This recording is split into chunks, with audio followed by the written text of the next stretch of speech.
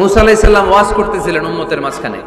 এক উম্মত দাঁড়ায় বলে, ইয়া নবী আল্লাহ মান আ'লামু ফিল আরদ, হে নবী মুসা, একটা প্রশ্ন। কি প্রশ্ন? আপনি বলেন তো বর্তমান পৃথিবীতে সবচেয়ে বড় জ্ঞানী কে? এই স্টপ। আপনি বলেন তো সবচেয়ে বড় জ্ঞানী কে? মুসা আলাইহিস সালাম বলে আমি। মুসা আলাইহিস সালাম কি বললেন? আসলে ভুল বলেন নাই, কারণ যাকে আল্লাহ কোন এলাকার জন্য নবী বানিয়ে পাঠান তাকে তো ওই এলাকার সবচেয়ে বেশি জ্ঞান দিয়েই পাঠান, ঠিক কিনা?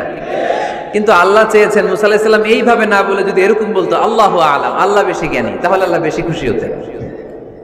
যখনই বললেন আমি, আল্লাহ ডেকে বললেন মুসা নো, তুমি সবচেয়ে বেশি বড় জ্ঞানী না।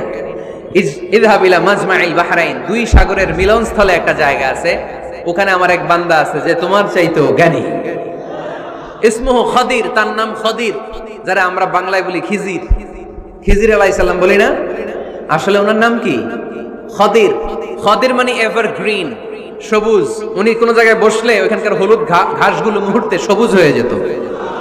গাছপালা না জন্মালে ওদিক দিয়ে হাঁটলে সবুজ গাছপাতা জন্মাতে শুরু করতো। তাই কখনো বলা যাবে না আমি সব জানি, সব জানে একজন, তিনি কে?